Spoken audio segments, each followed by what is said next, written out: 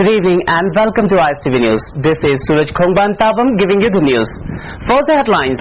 SPF partner CPI lambast government over MOBC scheme failure and opposition storms parliament for fourth day over price rise. Now the news in detail. Partner of the ruling SPF government CPI today lambast minority and other backward community over scheme implementation.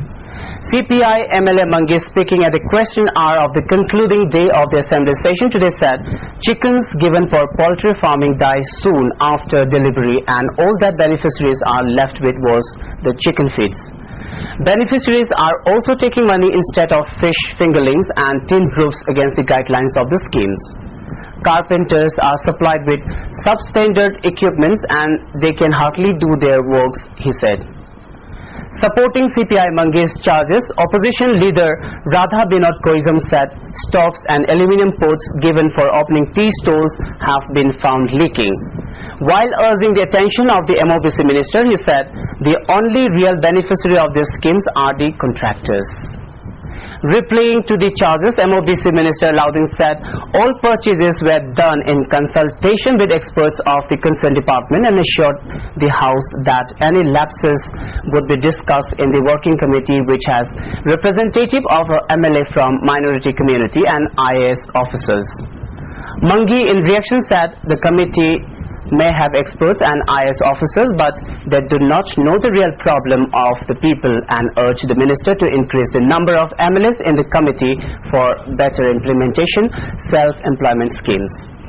Mangi later urged the House to take serious note of the developing tension in Churachandpur following uprooting of signboard over the census issue. Speaking at the 0 hour, CPI Mangi drew the attention of the Chief Minister Okram Ibobi, who also held the home portfolio. He asked the Chief Minister to put adequate security coverage in the tension-hit areas to prevent any untoward incident. In another question, Kurai Assembly Constituency MLA Bijoy drew the attention of Education Minister over the lack of teachers in several government-aided schools which have good number of students. Bijoy said the non-filling of approved teachers post after their retirement, schools having good number of students were suffering and that it was against the Right to Education Act. Education Minister Jayanta in reply said there was no concrete policy as yet to fill up the vacant post of the aided schools immediately. However, the department was looking into the problem and once the mapping of the schools which was underway was over, we may have some relief, the minister said. Jayanta further said that as of now there were 603 aided schools in both hills and valleys and that there was 1,671 approved teachers for them. However, after retirement only 1,537 have been left.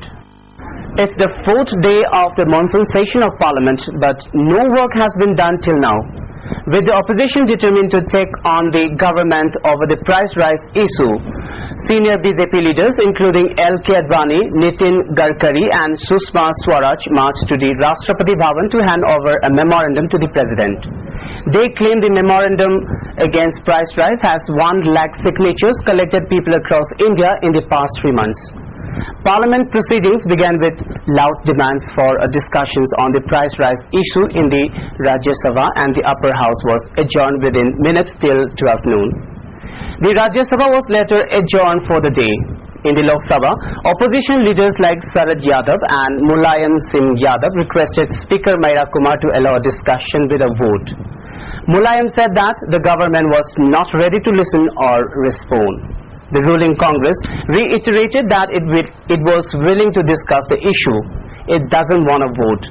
Leader of the opposition in the Lok Sabha, Sushma Swaraj of the BJP, then demanded that a discussion with vote begin.